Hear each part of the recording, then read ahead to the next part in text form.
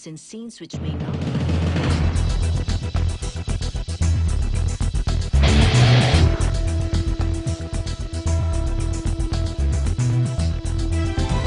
We're working to connect a region of over 600 cultural bridges between our lands.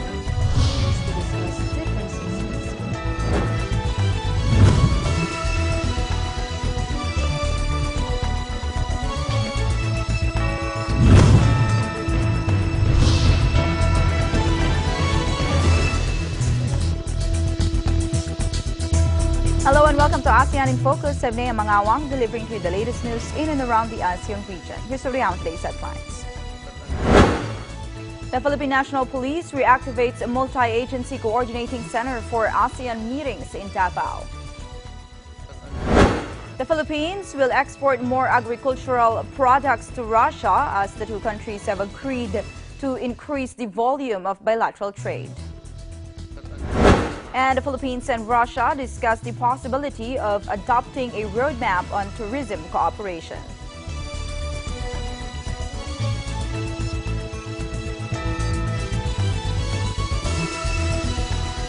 The Task Group Davao, led by Police Regional Office or PRO 11, reactivates the Multi-Agency Coordinating Center or MACC for the series of ASEAN ministers and senior officials meetings in Davao City beginning today, January 31st up to February 22nd, 2017.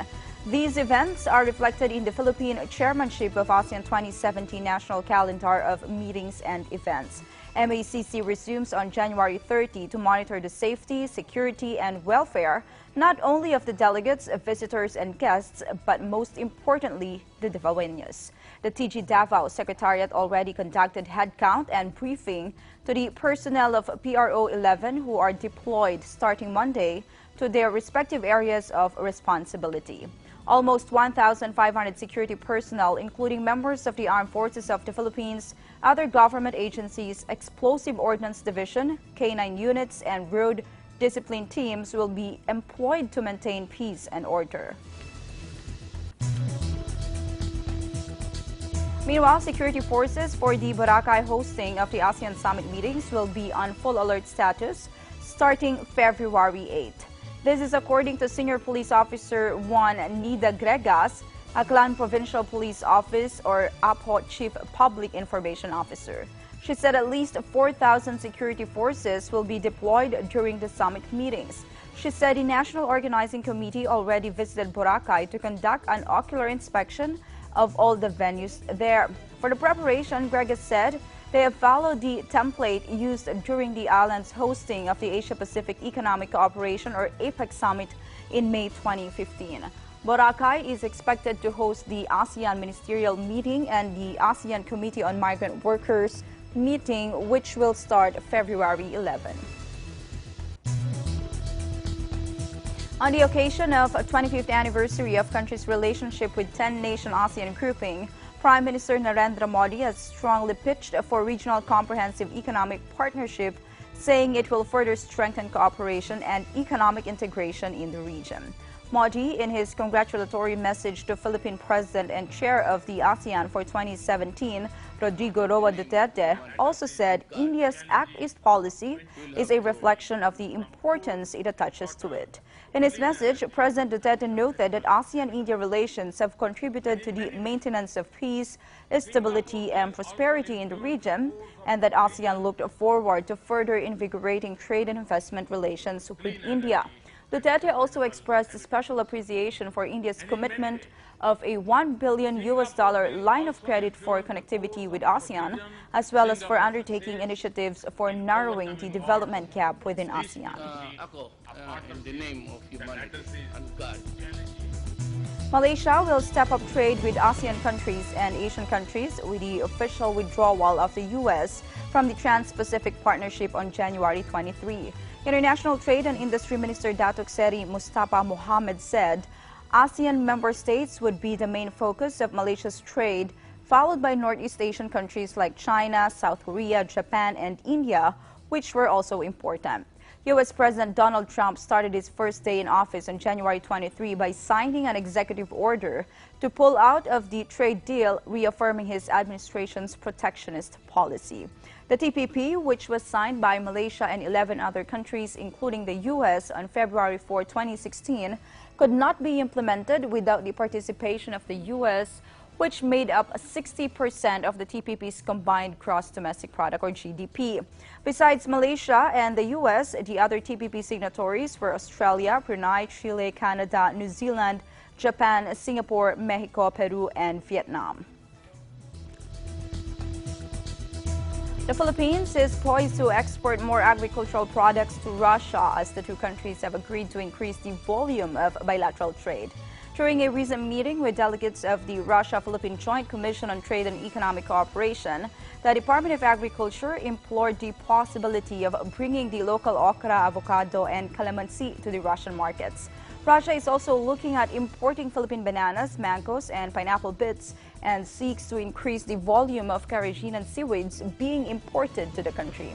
Agriculture Undersecretary Ariel T. Cayanan said, quote, "In behalf of Secretary Manny Piñol, the department hopes to pursue more agricultural cooperation with your country."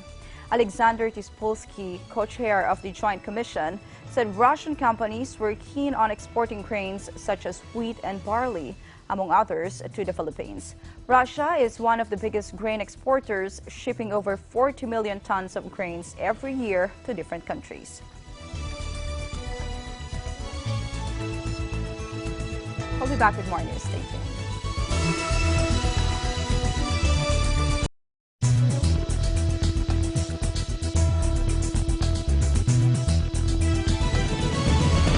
Welcome back. Sabah police have announced that it is conducting a more in-depth investigation into the boat sinking accident last Saturday that has so far left 3 Chinese citizens dead. According to Sabah Police Commissioner Ramli Dean, 3 people, including the skipper and a crewman, were detained Sunday for questioning, while the 44-year-old Chinese owner of the boat was arrested later on Monday. At a news conference, Ramli said the police would investigate from all angles, including whether the boat was overloaded and whether it was operating with a license and insurance. They will also look into whether the owner and the Tanjung Aru jetty violated passenger carrying rules and why the owner called the police about 12 hours after the catamaran capsized off the coast of Borneo Island in the Sabah state. The owner will be detained until Thursday to assist in the investigation. In addition, the police from the noted tourist destination in Malaysia will establish 3 special task forces and a criminal investigation unit to see whether any crimes were committed in the tragedy. As far as our police is concerned, Sabah police is concerned, we will do all out to help and find the missing person, the Chinese tourist. And apart from that, we also facilitate.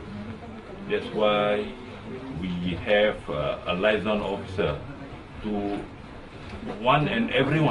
each and every one of these victims. We have a liaison officer to look at their welfare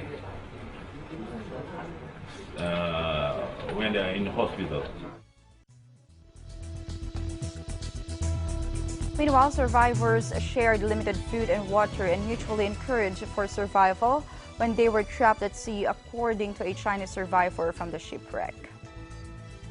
从我们船翻了之后，我们所有人都紧紧的一个靠着一个是挨在一起的，因为我想，就我们觉得我们人在一起，我们的目标很大。在包里面有发现了一瓶水，还有一些食物，但是其实那个时候大家都分享的，每一个人都喝很少一点点，然后又把水留给很小的孩子。对，到了晚上的时候，海水很凉。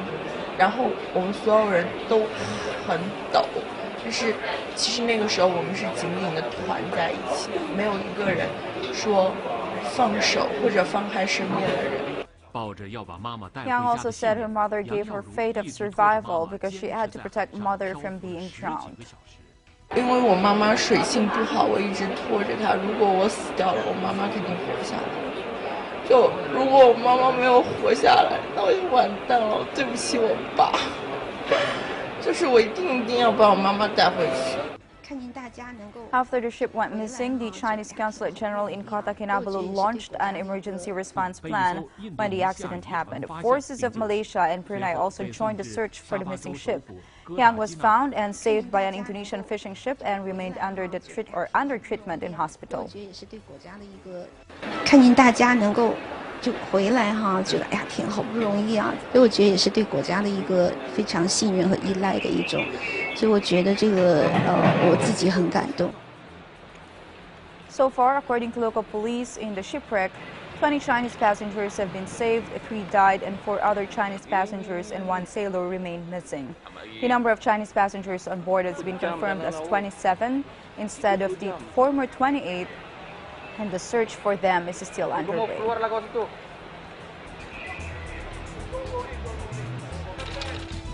Going over to Myanmar, tens of thousands of people gathered in the Myanmar city of Yangon for the funeral of Connie, a Muslim lawyer who was shot dead on Sunday.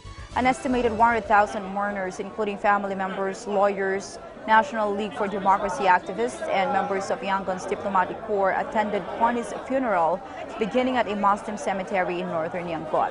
The shooting comes amid heightened communal tensions in Buddhist-majority Myanmar, where leader Aung San Suu Kyi is under pressure over a security operation in an area of the country's northwest that is populated mostly by Muslims. Connie, 63, was involved in efforts to amend a military-drafted constitution. He had criticized the continuing role of the military in governing Myanmar, despite the party, led by Nobel laureate Aung San Suu Kyi, assuming power in April. Suu Kyi was not in attendance and has yet to comment on the killing. Her party said on Sunday, Connie's death was a great loss for which there is no substitute. ASEAN in Focus will be right back. Please stay with us.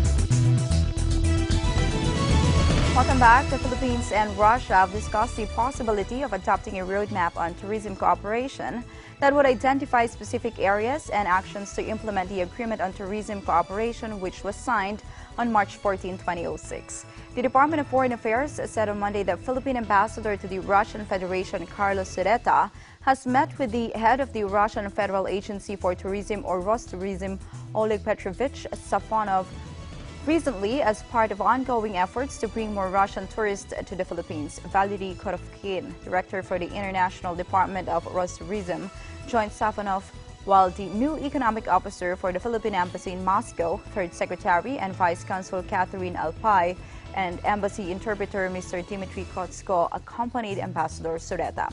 Sureta and Safonov recognized the importance of tourism in building better understanding between Filipinos and Russians.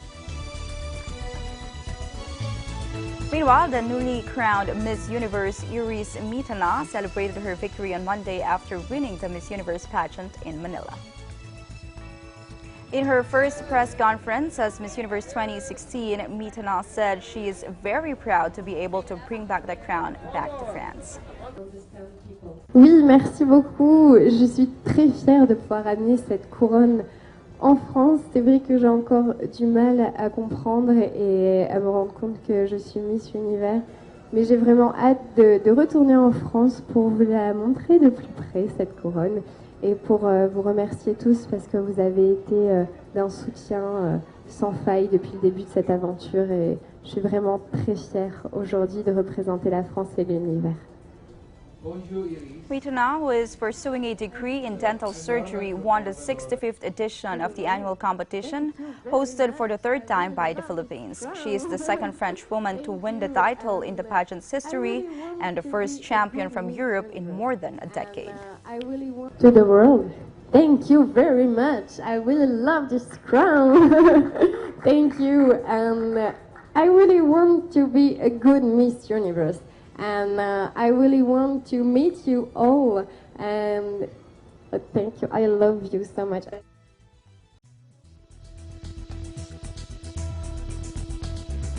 That is the latest news in the Southeast Asian nations. Stay updated about the ASEAN region. I'm Nea Mangawang, and I am 1 with 25.